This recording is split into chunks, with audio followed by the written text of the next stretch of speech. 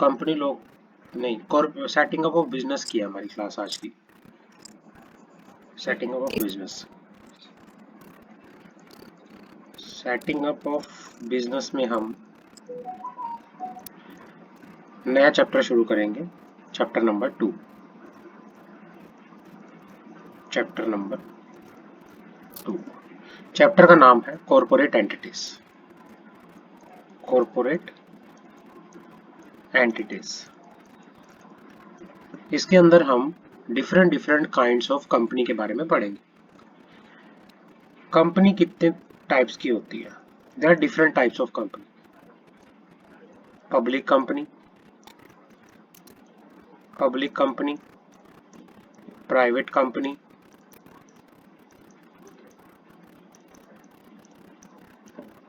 One person company, producer company,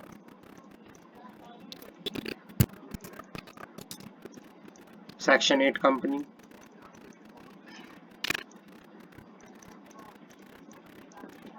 Nidhi company, foreign company. ये होती क्या है इसमें हम बात करेंगे। इस वाले चैप्टर के अंदर हम इन सारी कंपनीज के बारे में बात करेंगे। क्लियर है?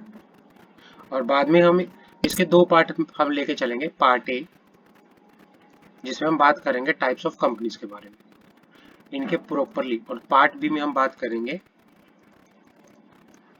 मेमोरेंडम ऑफ एसोसिएशन क्या होता है, आर्टिकल ऑफ एसोसिएशन क्या होता है, इसके बारे में बात करेंगे। ठीक है? हाँ, आगे बढ़ते हैं। जो कंपनीज के ऊपर एक्ट लग के चलता है वो लगता है कंपनीज एक्ट एंड कंपनी, साथ में रूल लगता है कंपनीज एक्ट 2013 लगता है, और read with rules the company incorporation rule 2014, ये लग के यहाँ पर चलता है। अब बात करते हैं कंपनी की मीनिंग क्या होता है। कंपनी का मीनिंग क्या होता है? मीनिंग की बात करते हैं। जो कंपनी है, जो कंपनी वर्ड है वो लैटिन वर्ड से आया है, लैटिन भाषा से आया है, जिसका 2 अक्षरों से मिलकर ये बना है। एक तो कम, जिसका मीनिंग होता है टुगेदर, टुगेदर, और दूसरा होता है पनिश। पनिश का मीनिंग होता है, पनिश का मीनिंग होता है टुगेदर, डिनर करना या ब्रेड लेना या जो भी है। पनिश का मीनिंग होता है ब्रेड। अगर मैं इसको बात करूं, पुराने टाइम में इसका यूज किया जाता था, कंपनी वर्ड का यूज किया जाता था कि जब लोग टेबल पर साथ में बैठ के डिनर करते थे, खाना खाते थे, तो उस टाइम पे कंपनी वर्ड का यूज किया जाता है, ओल्ड टाइम के अंदर। समझ आ गई? It refer to a group of person who took their meal together. Company is a group of person. जो कंपनी है एक ग्रुप ऑफ पर्सन है, it is association of person who have come together और who have contribute money. Company जो है, meaning जो मैं बात करूं, जर्नल मीनिंग जो कंपनी का है, तो पहला यहाँ पे जो आता है, कंपनी जो है, company is an association of person, association of person, जो क्या करते हैं, who contribute, who contributed money for some common business purpose, common business purpose, business purpose के लिए मनी को क्या करते हैं, कंट्रीब्यूट करते हैं।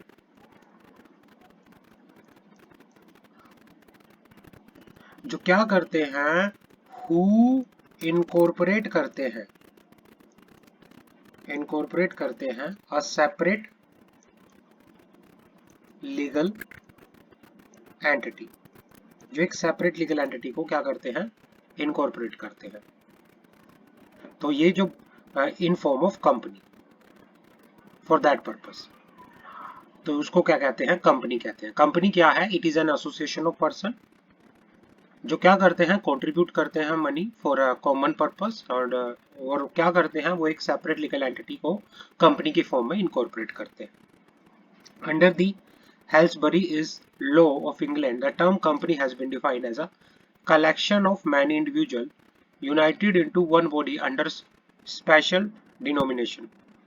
कंपनी का अपना एक क्या होता है, परपेचुअल सेसेशन होता है अंडर एन आर्टिफिशियल फॉर्म। ये कहना चाह रहा है कंपनी जो है it is an artificial person, it is an artificial person, जिसका क्या होता है, company have perpetual cessation. Perpetual cessation, perpetual cessation का मीनिंग होता है भाई जो कंपनी की अपनी खुद की लाइफ होती है, मेंबर में कम मेंबर में गो, मेंबर तो आते जाते रहते हैं, बट जो कंपनी है वो क्या रहती है, चलती रहती है। मेंबर्स की जो लाइफ है उसका कंपनी के ऊपर अफेक्ट नहीं होता। समझ आ गई? कंपनी की अपनी एक लाइफ होती है, कंपनी की अपनी एक इनफाइनाइट लाइफ होती है। समझ आ गई? हाँ। Under the artificial form and vested by the policy of law with the capacity of acting in the several respect as an individual, particularly for taking or granting of property, for contracting obligation, or for suing and be sue for enjoying privileges and immunity in the common। तो मतलब अगर मैं company की definition की बात करूं, जो company word है कौन सी लैंग्वेज से आया है, लैटिन से आया है। कंपनी का मीनिंग होता है, कंपनी का मीनिंग होता है it is a association of person which क्या करते हैं, कंट्रीब्यूट करते हैं money for the special purpose, किसी बिजनेस पर्पस के लिए, और एक सेपरेट लीगल एंटिटी को फॉर्म करते हैं कंपनी की फॉर्म में। Company is a artificial person, company having the perpetual succession, company can sue and be sue in its own name. Clear है? हाँ। अब कुछ करेक्टरिस्टिक होते हैं कंपनी के। भाई कंपनी के करेक्टरिस्टिक क्या है, कंपनी का लीगल स्टेटस क्या है? कंपनी की एक कॉर्पोरेट पर्सनैलिटी होती है। कॉर्पोरेट पर्सनैलिटी मतलब separate legal entity, separate legal entity. दूसरा perpetual succession, infinite life, infinite life. तीसरा सेपरेट प्रॉपर्टी, कंपनी की प्रॉपर्टी जो होती है सेपरेट होती है from its members. Transferability of shares, company के अंदर, कंपनी में शेयर होल्डर जो हैं, शेयर होल्डर्स अपने शेयर्स को 1% टू अनदर पर्सन क्या कर सकते हैं, कंपनी के शेयर्स को ट्रांसफर किया जा सकता है। The shares of a company is a movable property, it is a movable property, तो इसको ट्रांसफर किया जा सकता है। Capacity to sue and be sue, company, क्योंकि कंपनी एक सेपरेट लीगल एंटिटी है, company is a separate legal entity, तो क्या कर सकती है कंपनी, कंपनी अपने नाम से किसी भी की पर्सन के अगेंस्ट केस फाइल कर सकती है, और कोई भी पर्सन कंपनी के अगेंस्ट कंपनी के नाम से केस फाइल करके आप पर चल सकता है। क्लियर है? आगे बढ़ते हैं। The Companies Act provide for the kinds of company that can be registered under the Act. The three basic types of company which will be registered under the Act. तीन बेसिक टाइप्स ऑफ कंपनी होती हैं, private company, public company, one person company. तीन तरह की company जो है, जो normally India में देखने को मिलती हैं, एक पर्सन फॉर्म कर सकता है, प्राइवेट कंपनी, पब्लिक कंपनी और वन पर्सन कंपनी।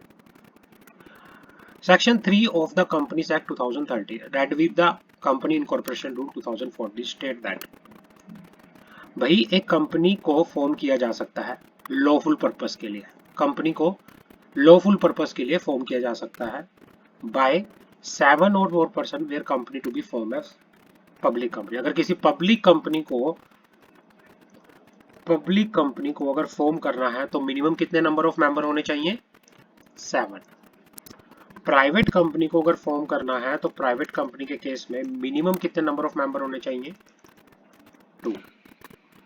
और वन पर्सन कंपनी के केस में आपके पास only one person be has a member of the company. आप एक पर्सन क्या कर सकता है, मेंबर करके वो करके यहाँ पर चल सकता है, कंपनी फॉर्म करके यहाँ पर चल सकता है। जो वन पर्सन कंपनी होती है ये एक तरह से प्राइवेट कंपनी होती है, it is a part of private company. Clear है? हाँ, जो ये क्या होते हैं, ये मिनिमम नंबर ऑफ मेंबर होते हैं, ये क्या करेंगे, अपना नाम सब्सक्राइब करेंगे, subscribe their name to the memorandum. First time जब कंपनी इनकॉर्पोरेट होती है और कंपनी में मिनिमम नंबर ऑफ मेंबर जो होते हैं उनको बोला जाता है सब्सक्राइबर्स। क्या बोला जाता है? सब्सक्राइबर्स। जो क्या करते हैं, मेमोरेंडम में, कंपनी का जब मेमोरेंडम ऑफ एसोसिएशन होता है उसमें सबसे लास्ट पेज पे, मेमोरेंडम के सबसे लास्ट पेज पे एक मेमोरेंडम शीट होती है जिसमें मेंबर सब्सक्राइबर का नाम, एड्रेस, ऑक्यूपेशन, फादर नेम, ये सब कुछ आगे चलता है। तो वहां पे उसका नाम आता है और अपने नाम के आगे वो क्या करते हैं, साइन करते हैं। क्लियर है? हाँ। पॉइंट नंबर 2, कंपनी में be form either a company limited by shares, company limited by guarantee, unlimited company.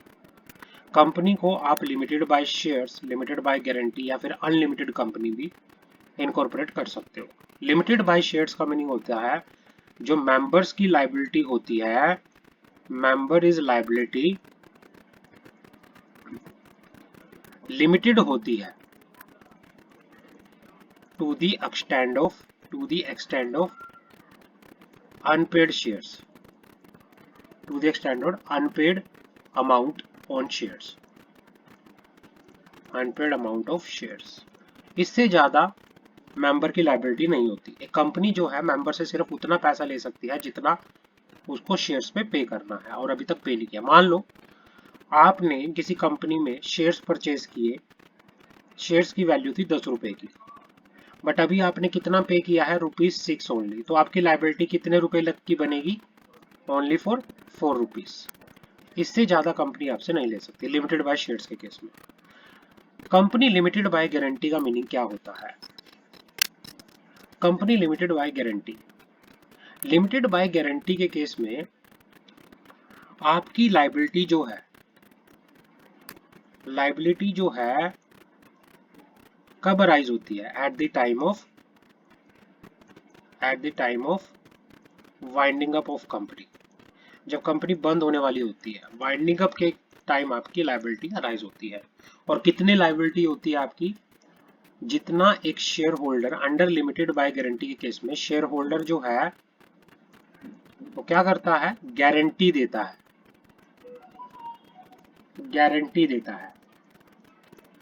To contribute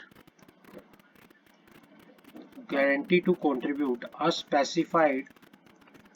specified amount to repay the debt of the company, repay the debts of the company at the time of winding up।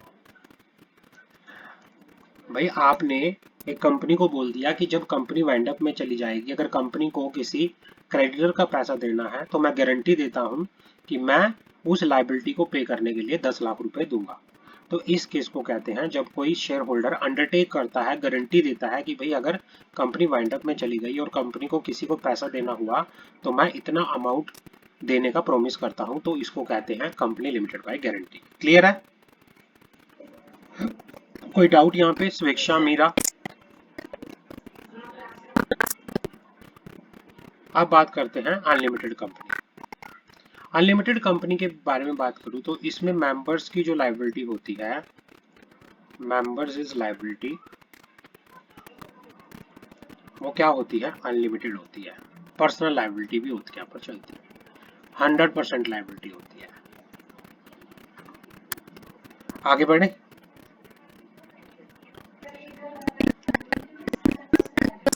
इसमें जो liability members की होती है वो unlimited होती है, मतलब पूरे के पूरे डेट्स के लिए कंपनी के मेंबर जो हैं वो लाइबल होते हैं, पर्सनली लाइबल होते हैं। क्लियर है? अब कंपनी को अगर मैं बात करूं, कंपनीज एक्ट के अंदर कंपनी को क्लासिफाइड किया गया है डिफरेंट क्राइटेरिया के बेसिस पे, क्लासिफिकेशन ऑफ कंपनी। अब कंपनी को तीन तरह से क्लासिफाई किया गया है। कंपनी इनको क्लासिफाई किया गया है स्टैट्यूटरी कंपनी के बेसिस पे। स्टैट्यूटरी कंपनी, अब स्टैट्यूटरी कंपनी में दो तरह की कंपनी आती है। एक आती है स्टैट्यूटरी कंपनी, देखो क्या होता है कि क्लासिफिकेशन किस बेसिस पे होता है बात करते हैं। एक होती है स्टैट्यूटरी कंपनी, एक होती है रजिस्टर कंपनी, रजिस्टर्ड कंपनी, एक होती है अनरजिस्टर्ड कंपनी, अनरजिस्टर्ड कंपनी। अब स्टैट्यूटरी कंपनी क्या होती है वो बात करते हैं। स्टैट्यूटरी कंपनी वो कंपनी होती है जिसको इनकॉर्पोरेट किया जाता है, जिसको इनकॉर्पोरेट किया गया है बाय द स्पेशल एक्ट, जिसको इनकॉर्पोरेट किया गया है by the special act of parliament, parliament और स्टेट लेजिस्लेचर, लेजिस्लेचर। इस केस में कंपनीज एक्ट एप्लीकेबल नहीं होता, कंपनीज एक्ट एप्लीकेबल नहीं होता। अब कौन कौन सी कंपनी है जिनको स्टैट्यूटरी कंपनी कहते हैं, जैसे LIC, insurance company, insurance company, GIC, banking company,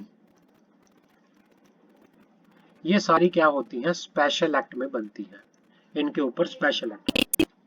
general insurance corporation,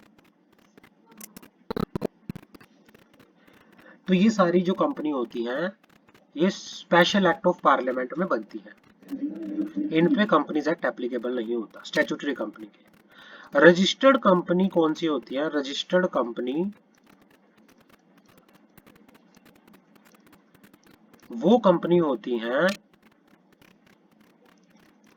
जो इनकॉर्पोरेट होती है, इनकॉर्पोरेट होती है under the companies act, under the companies act. जो कंपनीज एक्ट के अंदर इनकॉर्पोरेट होती है उनको रजिस्टर्ड कंपनी कहते हैं। Registered company the company which are incorporated under the companies act 2013, या किसी पुराने कंपनीज एक्ट के अंदर under any previous company law and registered with the ROC, और जिनको ROC के पास, रजिस्ट्रार ऑफ कंपनी के पास रजिस्टर्ड होती है और ROC उन्हें क्या करता है सर्टिफिकेट ऑफ रजिस्ट्रेशन इशू करता है, तो उसको कहते हैं रजिस्टर्ड कंपनी। क्लियर है? स्वेच्छा समझ आ रहा है? Hello, okay. हाँ, अनरजिस्टर्ड कंपनी कौन सी होती है? अनरजिस्टर्ड कंपनी वो कंपनी होती है जो रजिस्टर नहीं होती, सिर्फ कंपनी कंपनी फॉर्म में बनी होती है बट रजिस्टर्ड नहीं होती कहीं पे भी, उसको अनरजिस्टर्ड कंपनी बोलते हैं। क्लियर है यहां तक? ये तो क्लासिफिकेशन हो गया रजिस्ट्रेशन के बेसिस पे। पहला क्लासिफिकेशन हो गया, यहां पे आप लिख लो classification on the basis of, classification on the basis of registration, registration. अब बात करते हैं classification on the basis of liability. आगे हमारे पास आता है classification on the basis of liability. Classification on the basis of liabilities.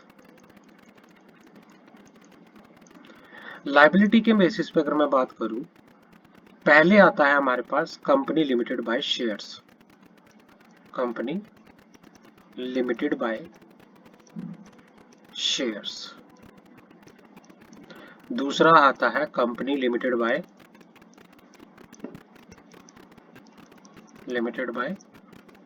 Guarantee. तीसरा आता है unlimited company. Unlimited company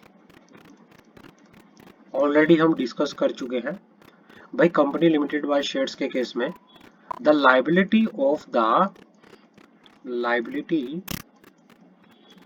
the members limited to the extent of amount unpaid on share। Unpaid on shares, अगर members को shares पे कोई amount देना है तो उसकी लायबिलिटी अनपेड अमाउंट तक ही लिमिटेड रहेगी। क्लियर है? हाँ, यहाँ पे पढ़ लेते हैं company limited bye share. In this types of company the liability of member is limited by the liability close in the memorandum of association to the amount, if any, unpaid on the shares respectively held by them. Section 2 clause 22 of the Companies Act provide that company limited by shares means company having the liability of member limited by memorandum of the amount, if any, unpaid on the shares। Same वही बात करके यहाँ पर चल रहा है। आगे बढ़ते हैं company limited by guarantee. Company limited by guarantee के केस में the liability of the members limited, जो लायबिलिटी होती है मेंबर की वो लिमिटेड होती है to the extend of the amount guaranteed.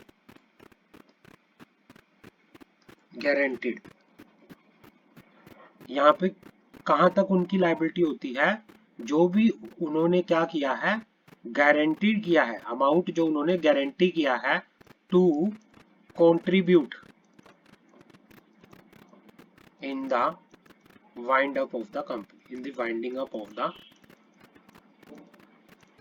The company and repay the debt of the company। ये कहना चाह रहा है कि भाई इस केस में जो लायबिलिटी होती है मेंबर की वो लिमिटेड होती है, जितना वो एक मेंबर गारंटी करता है कि भाई अगर कंपनी वाइंड अप में चली जाती है तो डेट को पे करने के लिए मैं इतना अमाउंट कंट्रीब्यूट करूंगा। Company limited by guarantee. Section 2 clause 21 of the companies act 2013 provide that the company has the liability of its member limited to such amounts has the member may undertake का meaning यहाँ पे क्या है? Guarantee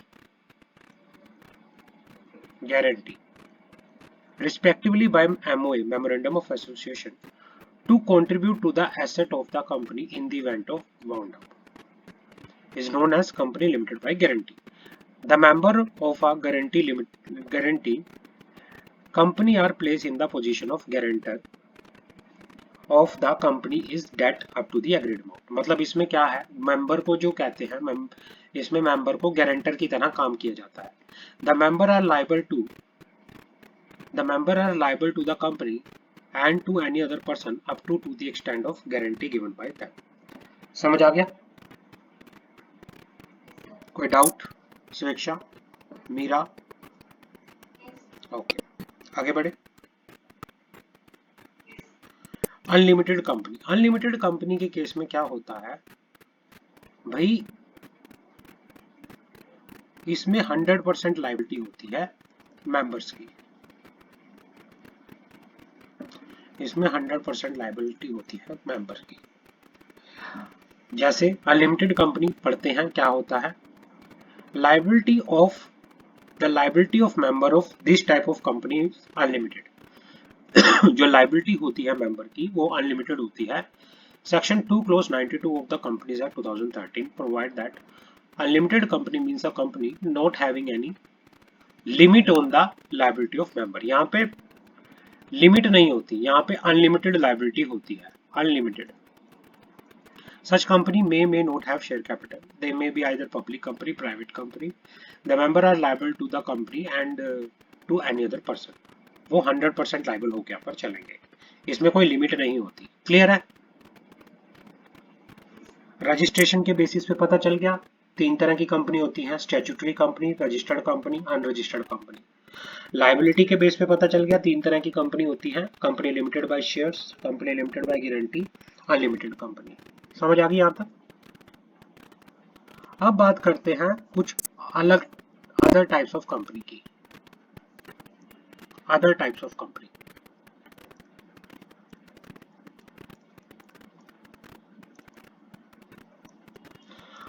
कुछ other types of company भी होती है। अब अदर टाइप्स ऑफ कंपनी के अंदर कौन कौन सी कंपनी आती है वो बात करते हैं। पहला आता है यहाँ पे section 8 company. Section 8 company, section 8 company को कंपनीज एक्ट के अंदर company not for profit purpose भी बोला जाता है। नॉट फॉर प्रॉफिट पर्पस, जिसका पर्पस जो है प्रॉफिट कमाना नहीं होता, मतलब चैरिटेबल पर्पस के लिए जिस कंपनी को बनाया जाता है उस कंपनी को क्या बोलते हैं? सेक्शन 8 कंपनी बोलते हैं। होती क्या है, बात पढ़ते हैं। सेक्शन 8 कंपनी, any person या association of person proposed to register under this act as a limited company or are able to prove to satisfaction of central government that, भाई क्या है इसका जो ऑब्जेक्ट है, मतलब एक सेक्शन 8 कंपनी को बनाने के लिए तीन कंडीशन आपको फुलफिल करनी पड़ेगी। तीन कंडीशंस होती हैं सेक्शन 8 कंपनी के लिए। पहली कंडीशन क्या है, जो इसका ऑब्जेक्ट होता है, ऑब्जेक्ट क्या होना चाहिए? Promotion of commerce, art, science, sports, education, research, social welfare, religion, charity, protection of environment और एनी सच अदर ऑब्जेक्ट। और दूसरा, जो intent to apply its profit, मतलब जो भी कंपनी को प्रॉफिट होगा वो उसका यूज जो है अपने ऑब्जेक्ट को प्रमोट करने के लिए करेगी। और तीसरा, intent to prohibit the payment of any dividend to member, कि भाई वो अपने मेंबर को किसी भी तरह से कोई प्रॉफिट में हिस्सा नहीं देगी। क्लियर है? अगर ये कंडीशन आप फुलफिल कर लेते हो तो सेंट्रल गवर्नमेंट आपको लाइसेंस दे देगी सेक्शन 8 कंपनी के अंदर। क्लियर है? कोई डाउट? मीरा, स्वेच्छा? हाँ, तो सेक्शन 8 कंपनी कौन सी कंपनी होती है? जिसका ऑब्जेक्ट जो होता है promotion of arts, science, commerce, education, research, social welfare, religion, charity, protection, ये सारे इसके क्या होते हैं? ऑब्जेक्ट होते हैं। और जो भी इनकम, जो भी प्रॉफिट एक सेक्शन 8 कंपनी को मिलता है उसका यूज वो क्या करेगी? अपने ऑब्जेक्ट को प्रमोट करने के लिए करेगी, और वो अपने जो किसी भी तरह से डिविडेंड अपने मेंबर को नहीं पे करेगी, प्रॉफिट में हिस्सा नहीं देगी। Such person association of person may be allowed to be registered as a limited company without addition to its name of word limited or private limited। मतलब सेक्शन 8 कंपनी जो है अपने नाम के आगे लिमिटेड और प्राइवेट लिमिटेड यूज नहीं करेगी by the central government by issuing licence under section 8 of the companies act. और क्या होता है, सेक्शन 8 कंपनी कब रजिस्टर्ड होती है? जब सेंट्रल गवर्नमेंट लाइसेंस इशू कर देती है। इसको फिर खोलेंगे कि यह रजिस्टर हो चुकी है अंडर सेक्शन 8 कंपनी।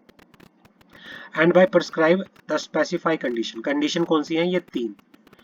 मतलब कोई भी कंपनी सेक्शन 8 कंपनी इनकॉर्पोरेट हो सकती है by using the word limited, private limited, जब उसको सेंट्रल गवर्नमेंट क्या कर देगी? लाइसेंस इशू कर देगी।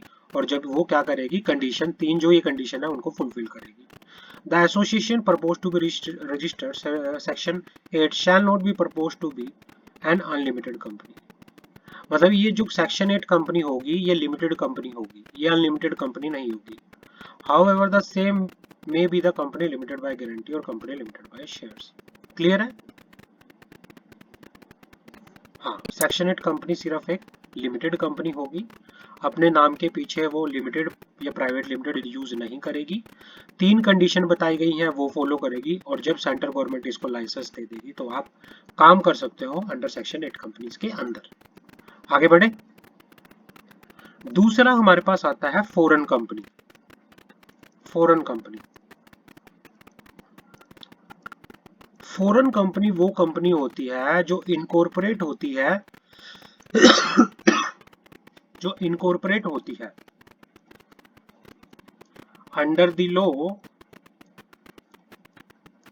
आउटसाइड इंडिया, जो किसी लॉ के अंदर जो आउटसाइड इंडिया का लॉ है उसमें क्या होती है, इनकॉर्पोरेट होती है।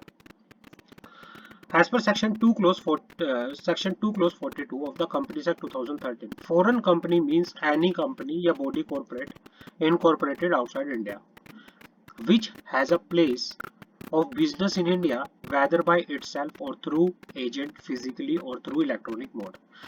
भाई जो क्या है, फॉरेन कंपनी जो इनकॉर्पोरेट तो आउटसाइड इंडिया में हुई है, लेकिन उसका कोई बिजनेस जो है, कोई प्लेस ऑफ बिजनेस है, जो वो या तो खुद से या किसी एजेंट के थ्रू या फिजिकली या इलेक्ट्रॉनिक मोड में क्या कर रही है, इंडिया में कर रही है, या कोई कंडक्ट कर रही है business actively in India in any other manner, तो उसको फॉरेन कंपनी बोलेंगे। क्लियर है? किसी भी फॉरेन कंपनी की अगर कोई ब्रांच ऑफिस, कोई एजेंट, कोई इलेक्ट्रॉनिक मोड के द्वारा अगर वो इंडिया में अपनी कोई सर्विस दे रहा है फॉरेन कंपनी, तो उसको बोलेंगे कि उसका बिजनेस है इंडिया में, तो उसको स्टेटस दिया जाएगा फॉरेन कंपनी का। समझ आ गई? हाँ। आगे आता है हमारे पास producer company. Producer company producer company क्या होता है? Under section 378A of the companies act 2013, producer company means a body corporate having object और activity specified under 378B and registered as a producer company under the act। इसके लिए हम अलग से एक चैप्टर पढ़ेंगे, चैप्टर का नाम है,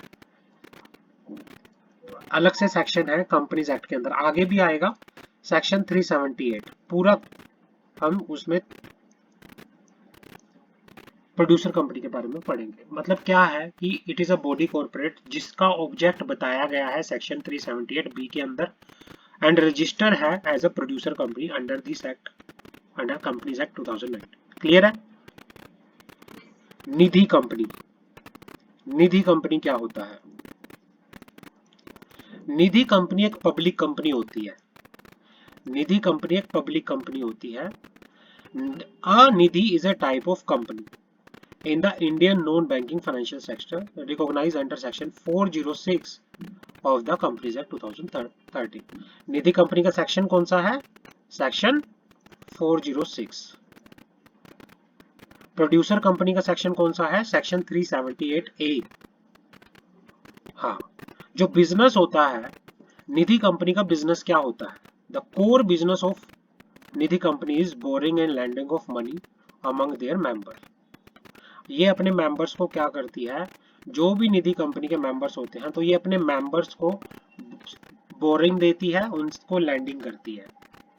they are also known as permanent fund, benefit fund, mutual benefit society. Nidhi company को परमानेंट फंड भी बोला जाता है, बेनिफिट फंड भी बोला जाता है, म्यूचुअल बेनिफिट फंड भी बोला जाता है, या म्यूचुअल बेनिफिट सोसाइटी भी बोला जाता है। जो कंपनी है, जो ये कंपनी है निधि कंपनी, ये रेगुलेट होती है under the Nidhi amendment rule 2022। इसको भी हम पूरा डिटेल में पढ़ेंगे, इसको भी हम डिटेल में पढ़ेंगे आगे। क्लियर है? आगे बढ़ते हैं। Listed company. लिस्टेड कंपनी क्या होती है? Listed company means a company which has any of the security listed on recognised stock exchange. जिस कंपनी की कोई सिक्योरिटी रिकॉग्नाइज्ड स्टॉक एक्सचेंज पे लिस्ट होती है, उसको कहते हैं लिस्टेड कंपनी। और रिकॉग्नाइज्ड स्टॉक एक्सचेंज इंडिया में दो हैं, बताओगे कौन कौन से हैं?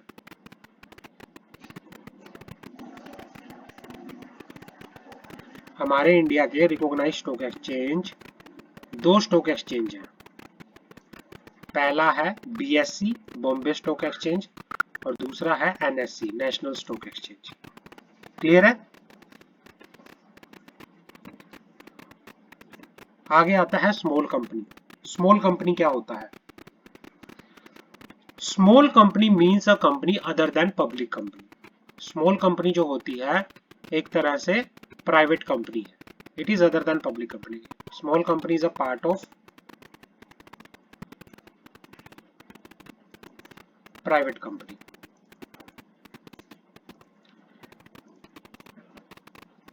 जिसको मतलब क्या किया गया है, स्मॉल कंपनी को कैटेगराइज किया गया है on the basis of paid up share capital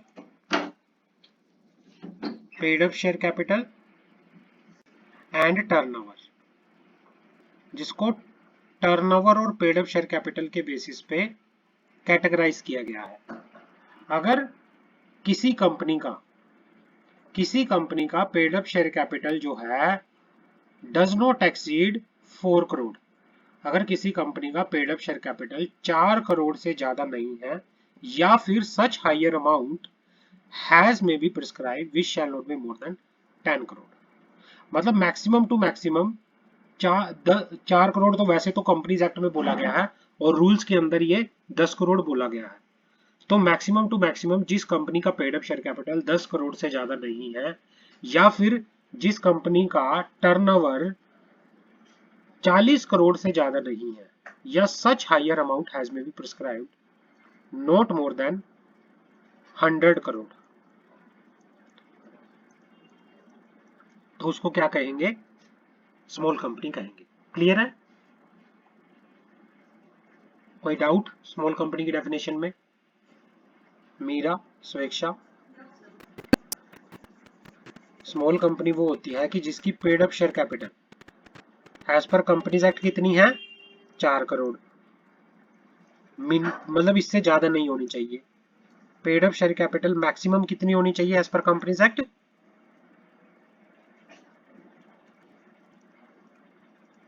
4 crore, और सच हायर अमाउंट कितना, 10 करोड़, एंड टर्नओवर जो है 40 करोड़ और सच हायर अमाउंट कितना, 100 करोड़, इससे ज्यादा नहीं होना चाहिए, उसको स्मॉल कंपनी कहेंगे। और जो स्मॉल कंपनी वाला सेक्शन है ये किस पे अप्लाई नहीं होता, ये होल्डिंग सब्सिडरी कंपनी पे अप्लाई नहीं होता, कंपनी रजिस्टर्ड अंडर सेक्शन 8 या कंपनी और body corporate govern by under special act.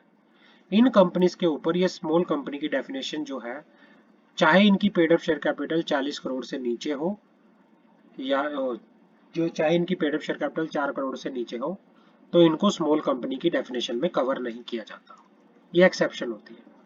समझ आ गई?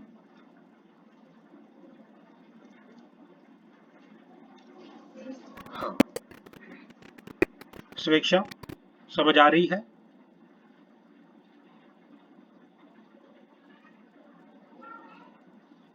हो तुम यहाँ पे स्वेच्छा?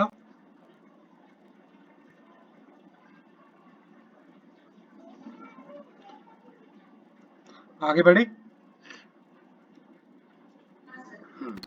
आगे आती है हमारे पास डेफिनेशन प्राइवेट कंपनी।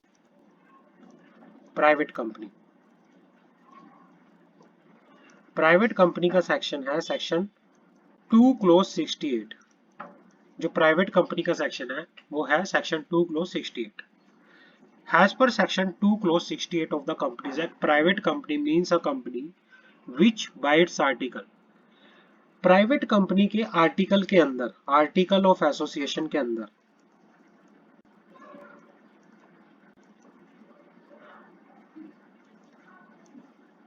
कुछ रिस्ट्रिक्शंस होती हैं। There are 3 restriction, 3 major restrictions होती हैं। अगर किसी भी कंपनी के आर्टिकल ऑफ एसोसिएशन के अंदर ये 3 रिस्ट्रिक्शंस हैं तो उसको बोलेंगे प्राइवेट कंपनी, उसको प्राइवेट कंपनी बोला जाता है। और वो 3 रिस्ट्रिक्शंस क्या हैं?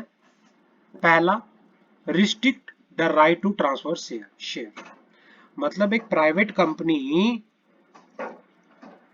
कंपनी के जो शेयर होते हैं वो फ्रीली ट्रांसफरेबल नहीं होते, वो फ्रीली ट्रांसफरेबल नहीं होते। क्लियर है? और दूसरा, हाँ, जो मैक्सिमम नंबर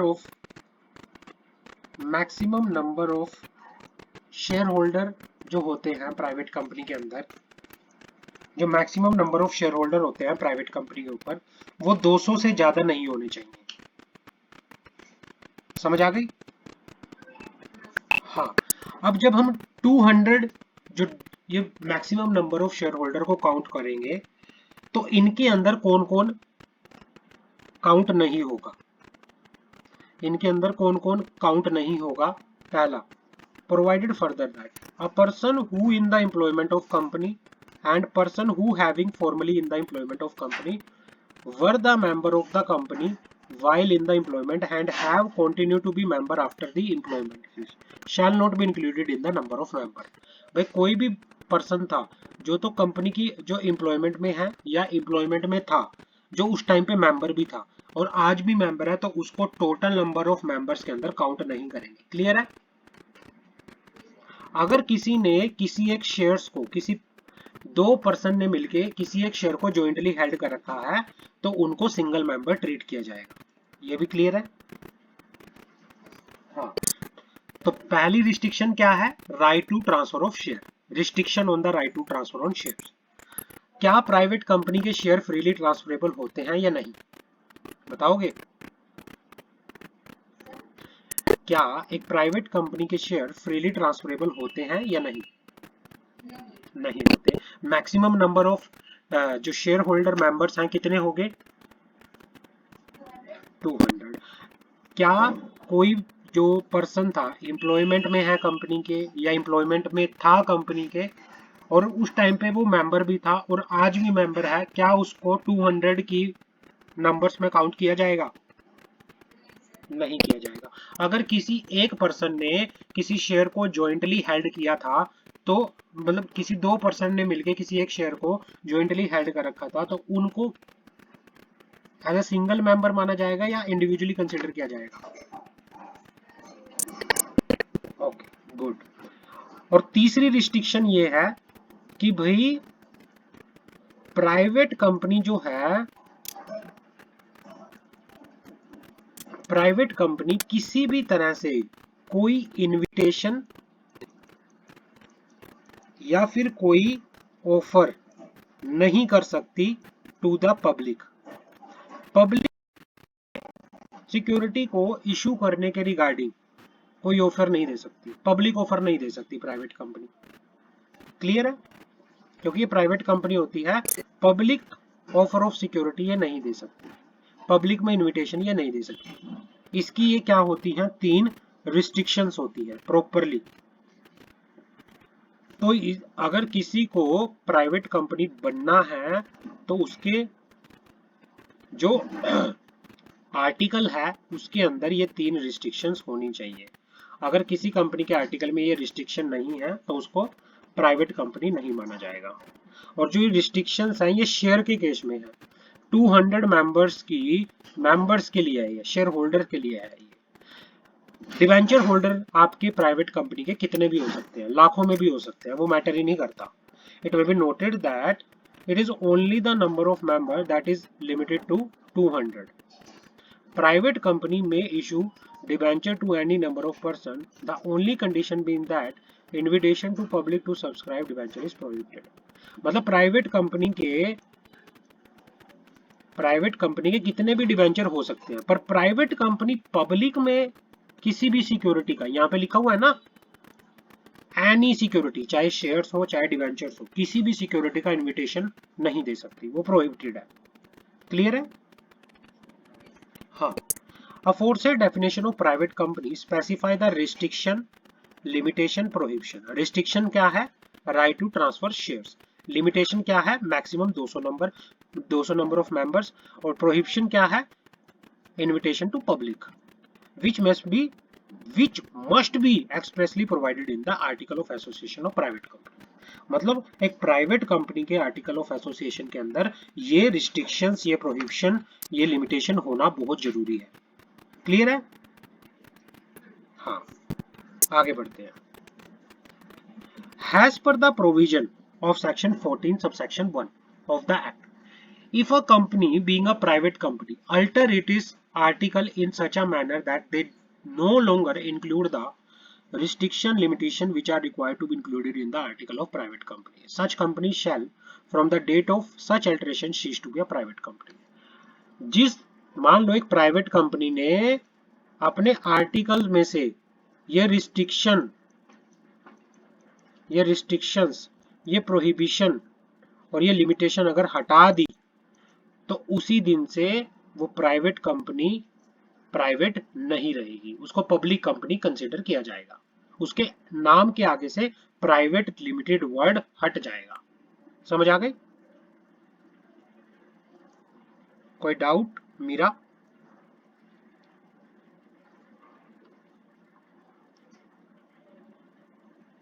आगे बढ़े, आगे बढ़े। As per section 3 subsection 1, a private company may be formed for any lawful purpose by two or more persons by subscribing their name to the memorandum and complying with the requirement of this act in respect of registration। किसी भी private company को lawful purpose के लिए form किया जा सकता है। Minimum number of member कितने चाहिए प्राइवेट कंपनी को बनाने के लिए, बताओगे? 2। मिनिमम नंबर ऑफ मेंबर 2 होने चाहिए प्राइवेट कंपनी को बनाने के लिए, जो क्या करेंगे, अपना नाम सब्सक्राइब करेंगे their name to the memorandum after complying with the requirement. Example बता देते हैं। Example of private company, Flipkart India private limited, मतलब जिस कंपनी के नाम के आगे प्राइवेट लिमिटेड आ जाए तो वो क्या है, प्राइवेट लिमिटेड आगे यहाँ पर चलेगी। समझ आ गई?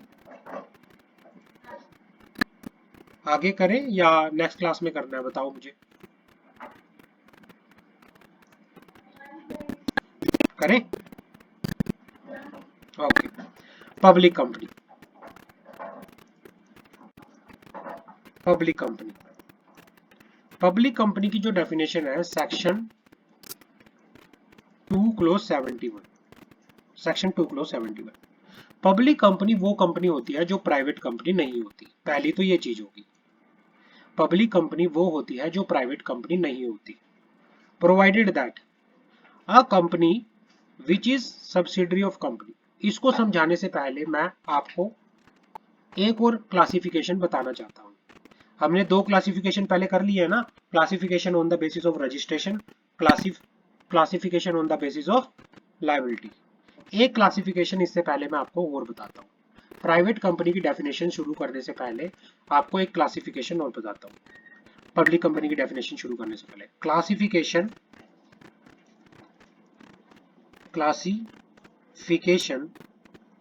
On the basis of control. ये हमारा third classification on the basis of control. Control के बेसिस पे अगर मैं क्लासिफिकेशन करूं तो हमारे पास 3 तरह की कंपनी आती है। Holding company, subsidiary company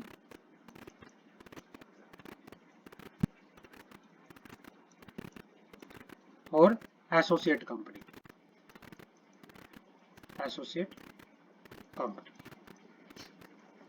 holding company क्या होती है?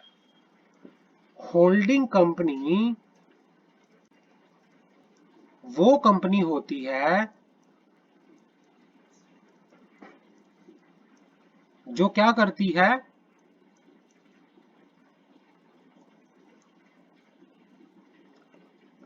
होल्ड करती है, जो क्या करती है, होल्ड करती है या तो मोर देन 50% से ज्यादा वोटिंग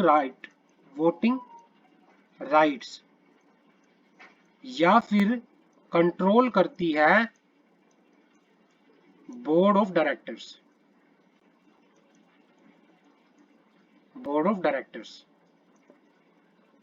किसके? सब्सिडरी कंपनी की। उसको होल्डिंग कंपनी कहते हैं। होल्डिंग कंपनी वो कंपनी होती है जो सब्सिडरी कंपनी के 50% से ज्यादा वोटिंग राइट या फिर सब्सिडरी कंपनी के बोर्ड ऑफ डायरेक्टर को कंट्रोल करती है, तो उसको होल्डिंग कंपनी कहते हैं। क्लियर है? हाँ। अब सब्सिडरी कंपनी क्या होती है? सब्सिडरी कंपनी वो कंपनी होती है जिसके अंदर होल्डिंग कंपनी 50% से ज्यादा वोटिंग राइट या फिर उसके बोर्ड ऑफ डायरेक्टर को कंट्रोल करती है। समझ आ गई? हाँ, आगे आता है पब्लिक कंपनी। अगर कोई पब्लिक कंपनी होल्डिंग कंपनी है, अगर कोई पब्लिक लिमिटेड कंपनी जो है किसी दूसरी कंपनी की होल्डिंग कंपनी है, तो उस दूसरी जो सब्सिडरी कंपनी है उसको भी पब्लिक कंपनी मानेंगे। समझ आ रही है मेरी बात, क्या कहना चाह रहा हूं मैं? कि भाई अगर कोई पब्लिक लिमिटेड कंपनी है, वो होल्डिंग कंपनी है किसी दूसरी कंपनी की। हाँ, मान लो कोई प्राइवेट प्राइवेट कंपनी है, ए लिमिटेड होल्डिंग कंपनी है और B private limited private company है। अगर कोई पब्लिक कंपनी किसी प्राइवेट सब्सिडरी कंपनी की होल्डिंग कंपनी है, तो उस प्राइवेट कंपनी को भी पब्लिक कंपनी माना जाता है। इसको कहते हैं डीम्ड पब्लिक कंपनी। क्लियर है? यहाँ पे कोई डाउट? मैंने आपको इसलिए बताया क्योंकि पब्लिक कंपनी में ये आता है। पब्लिक कंपनी वो कंपनी होती है जो प्राइवेट कंपनी नहीं होती। Provided that company which is a subsidiary of a company. यहाँ पे कहना चाह रहा है कि कोई भी कंपनी जो सब्सिडरी है किसकी, पब्लिक कंपनी की, not being a private company, shall be deemed to be a public company for the purpose of. अगर कोई कंपनी किसी अगर कोई कंपनी सब्सिडरी है किसी कंपनी की जो कि प्राइवेट कंपनी नहीं है, मतलब पब्लिक कंपनी, कोई भी कंपनी अगर सब्सिडरी है किसी पब्लिक कंपनी को, तो उसको भी डीम्ड पब्लिक कंपनी माना जाएगा। तो सब्सिडरी को भी, अगर सब्सिडरी कंपनी कोई पब्लिक कंपनी की, मतलब कोई भी कंपनी अगर पब्लिक कंपनी की सब्सिडरी है, तो उस सब्सिडरी कंपनी को भी क्या माना जाएगा, डीम्ड पब्लिक कंपनी माना जाएगा। समझ आ गई? हाँ, देखो क्या फिर क्या होगा, उसके ऊपर, उस डीम्ड पब्लिक कंपनी के ऊपर जितने भी एक पब्लिक कंपनी वाले प्रोविजन होते हैं अंडर द कंपनीज एक्ट, वो सारे एप्लीकेबल होंगे, सारे एप्लीकेबल होंगे। बस आर्टिकल के अंदर उसका स्टेटस प्राइवेट रहेगा, वैसे उसके ऊपर जितने भी प्रोविजन लगेंगे वो पब्लिक कंपनी के लगेंगे। समझ आ गई? हाँ, as per section 3 subsection 1 clause A, public company may be formed for any lawful purpose by 7 or more persons by subscribing their name to the memorandum of association and comply with the requirement of under the act. Public company may be said to be association consisting of not less than 7 members. इसमें minimum number of member कितने होने चाहिए? 7. Which is registered under the act. In principle, any member of public who is willing to pay the price may acquire share in the share या debenture of it. The security of public company may be quoted on stock exchange. मतलब public company की security stock exchange पे भी list होकर यहाँ पर चल सकती है। The number of member is not limited to 200। एक पब्लिक कंपनी के अंदर कितने भी इनफाइनाइट नंबर ऑफ मेंबर होकर यहाँ पर चल सकते हैं, इस पर कोई लिमिट नहीं होती। पब्लिक कंपनी के जो शेयर्स होते हैं फ्रीली ट्रांसफरेबल होते हैं, इनमें किसी भी तरह से कोई रिस्ट्रिक्शन नहीं होती। क्लियर है? हाँ, कोई डाउट? नो। अगर किसी कंपनी के आर्टिकल में रिस्ट्रिक्शन नहीं है, फ्रीली ट्रांसफरेबल है, तो उसको पब्लिक कंपनी बोला जाता है। इसके आर्टिकल के अंदर किसी भी तरह से कोई रिस्ट्रिक्शन नहीं होती। एग्जाम्पल क्या है पब्लिक कंपनी के? स्नैपडील लिमिटेड, मतलब जिस कंपनी के नाम के पीछे लिमिटेड वर्ड आए उसको कहते हैं पब्लिक कंपनी। समझ आ गई? हाँ, होल्डिंग सब्सिडरी का पता चल गया। अब एक होती है एसोसिएट कंपनी, ये भी मैं आपको भी यही बता देता हूं एसोसिएट कंपनी क्या होती है। एसोसिएट कंपनी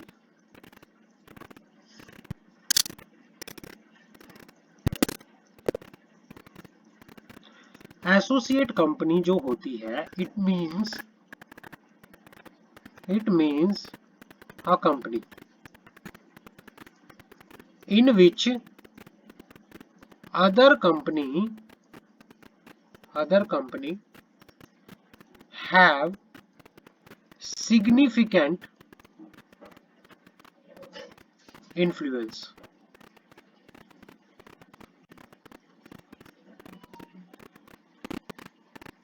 एसोसिएट कंपनी उस कंपनी को मानते हैं जिसके अंदर किसी दूसरी कंपनी का सिग्निफिकेंट इन्फ्लुएंस हो। और सिग्निफिकेंट इन्फ्लुएंस का मीनिंग होता है अगर दूसरी कंपनी किसी कंपनी में, अगर एक company, if a company hold more than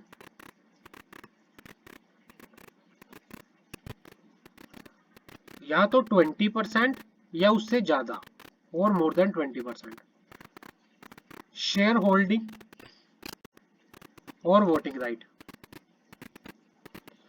अगर एक कंपनी किसी दूसरी कंपनी में 20% या उससे ज्यादा होल्ड करती है वोटिंग राइट, तो उसको क्या मानेंगे, पहले वाली कंपनी को एसोसिएट कंपनी मान के ऊपर चलेंगे। एक कंपनी है ए लिमिटेड, वो क्या करती है, बी लिमिटेड के अंदर 20% से ज्यादा शेयर होल्डिंग होल्ड करती है। तो जो बी लिमिटेड है वो क्या है, एसोसिएट कंपनी है किसकी, ए लिमिटेड की। समझ आ गई?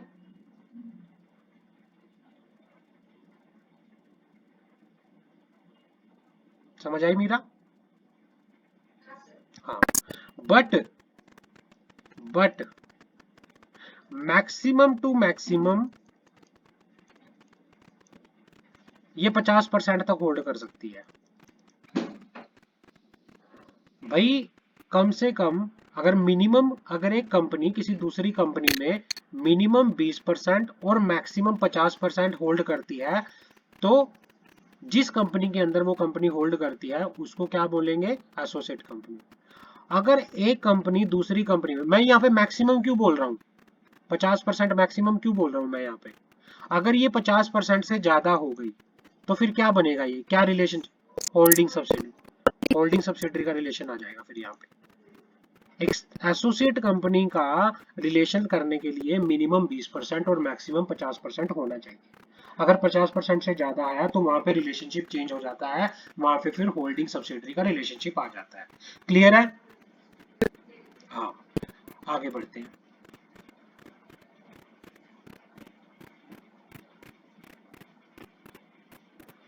आगे हमारे पास डेफिनेशन आती है वन पर्सन कंपनी की। वन पर्सन कंपनी का जो ये कंसेप्ट है, ये कंपनीज एक्ट 2013 के अंदर आया था, इससे पहले नहीं था ये कंसेप्ट।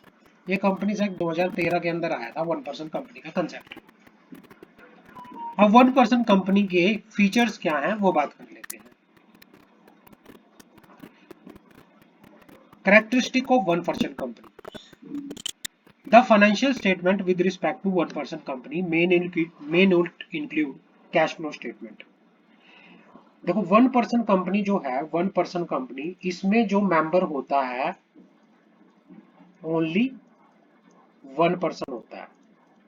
इसमें जो सिर्फ मेंबर होता है सिर्फ वन पर्सन होता है।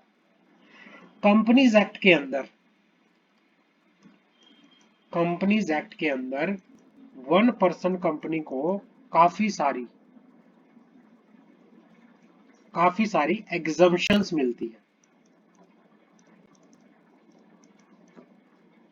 काफी कंप्लायंस में इसको एग्जम्पशंस मिलती हैं। एग्जम्पशन क्या क्या है, कैरेक्टरिस्टिक में काफी चीजें हमें देखने को मिलेंगी। फाइनेंशियल स्टेटमेंट, अगर मैं नॉर्मल कंपनी की बात करूं, अगर मैं किसी प्राइवेट कंपनी या किसी पब्लिक कंपनी की बात करूं, कि उनको अपनी फाइनेंशियल स्टेटमेंट में कैश फ्लो स्टेटमेंट को भी बनाना पड़ता है, लेकिन वन पर्सन कंपनी को कैश फ्लो स्टेटमेंट बनाने की जरूरत नहीं होती। क्लियर है?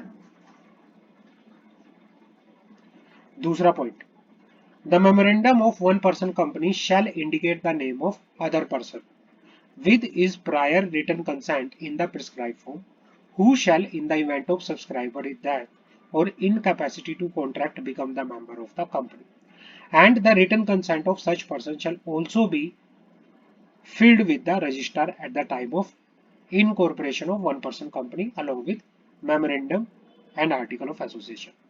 क्योंकि वन पर्सन कंपनी के अंदर एक ही पर्सन जो है मेंबर होता है, तो इस मेंबर को क्या करना पड़ता है, एक और पर्सन का नाम अपने मेमोरेंडम में देना पड़ता है हैज नॉमिनी। इस पर्सन को नॉमिनी का नाम देना पड़ता है, ताकि अगर मेंबर की डेथ हो गई या मेंबर इनकैपेबल हो गया काम करने के, तो नॉमिनी जो है कंपनी का क्या बनेगा, मेंबर बनेगा। समझ आ गई? The word one person company shall be mentioned in the bracket below the name of company। मगर अगर कंपनी का कोई नाम है तो उसके नाम के नीचे ब्रैकेट में उसको ओपीसी लिखना पड़ेगा। In relation to one person company, the annual return shall be signed by the company secretary या फिर where there is no company secretary by the director of the company। जो एनुअल रिटर्न होगी company की उसको या तो company secretary sign करेगा, अगर कंपनी में कंपनी सेक्रेटरी नहीं है तो फिर डायरेक्टर साइन करेंगे। Point number 5,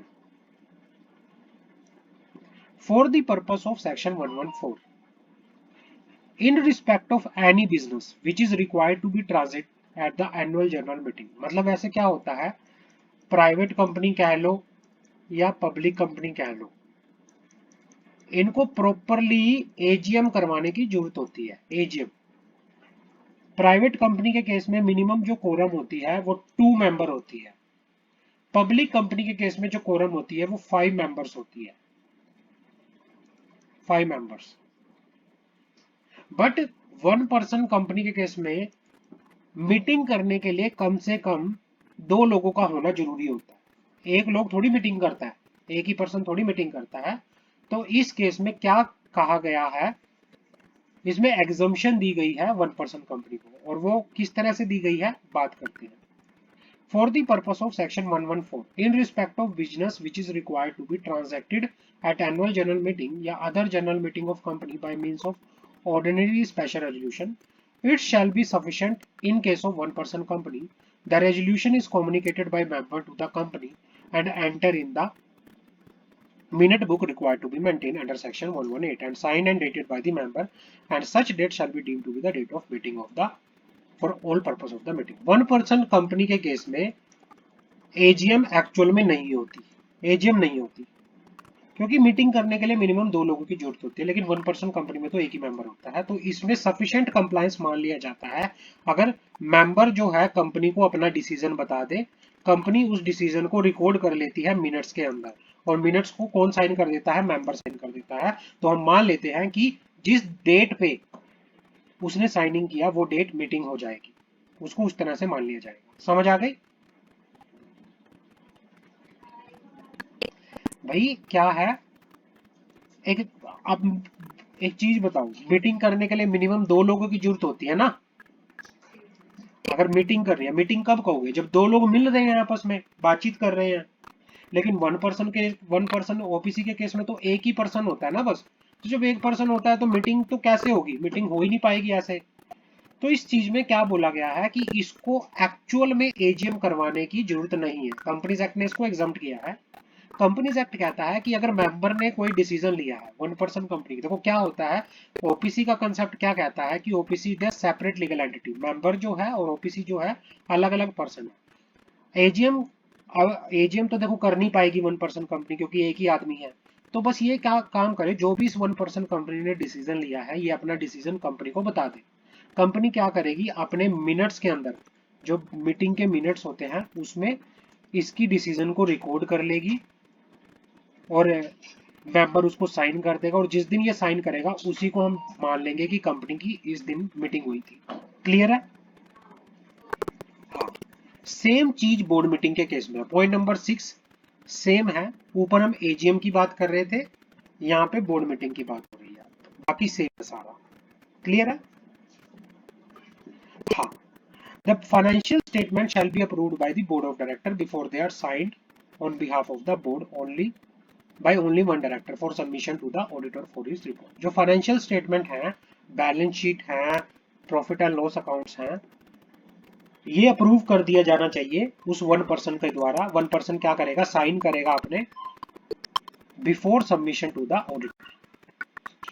1 person company shall file copy of financial statement duly adopted by member along with the document which is required to be attached such financial statement within 180 day from the date of closure of financial year. 1% company के case में जब financial year close होगा तो उसके 180 days के अंदर अंदर उस कंपनी को अपनी फाइनेंशियल स्टेटमेंट आरओसी में फाइल करनी पड़ेगी। A 1% company, small company, dormant company shall be deemed to have complied with the provision of section of this section if at least one meeting of the board of directors has been conducted in half of the calendar year and time gap between the two meetings is not less than 7 days. Normal company के case में अगर मैं बात करूं, normal company को साल में कम से कम 4 मीटिंग करानी पड़ती हैं, लेकिन 1% कंपनी को, ओपीसी को, स्मॉल कंपनी को, डोरमेंट कंपनी को, इनको साल के अंदर सिर्फ 2 मीटिंग तक करानी होती है। 6 महीने में इनको 1 मीटिंग करानी होती है और जो 2 मीटिंग का टाइम गैप होना चाहिए वो 90 दिन का होना चाहिए। समझ आ गए? आगे बढ़े तो ये यहाँ पे बात करता है इस आगे हमारा। चलो ठीक है, नेक्स्ट लेक्चर में करते हैं ये वाला पॉइंट। यहां तक समझ आया मीरा? कोई डाउट? हाँ हाँ, वो देख लेना एक बार, अच्छे से पढ़ लेना, बाकी तो कोई ऐसी बात नहीं है। और बताओ, और तुम्हारे केरला में वेदर कैसा है? वो तो मॉनसून आ गया होगा ना, मॉनसून स्टार्ट हो गया होगा तो आपकी साइड तो, है ना? अच्छा। हाँ, फर्स्ट मॉनसून आपके स्टेट में ही आता है ना। चलो बताओ, तुम्हारा सी साइड, आपका घर सी साइड की सी एरिया में है? अच्छा अच्छा, वो तो बहुत बिल्कुल पास ही हो गया। आपके घर से तो फिर दिखता ही होगा या नहीं दिखता? आपके घर से नहीं दिखता? अच्छा, नहीं, नेचर तो काफी अच्छा है आपकी साइड में, बहुत मतलब ग्रीनरी वगैरह है बहुत। दिल्ली में तो गर्मी है बिल्कुल अभी। हाँ, दिल्ली में बहुत गर्मी है। अच्छा, तो यहाँ बारिश चल रही है अभी? चलो बहुत बढ़िया स्टोरी है। आजकल तो वैसे ही आपका स्टेट फेमस हो रहा है बिल्कुल केरला स्टोरी की वजह से, है ना? चलो ठीक है। चलो ठीक है Meera. Okay dear, okay. Okay dear.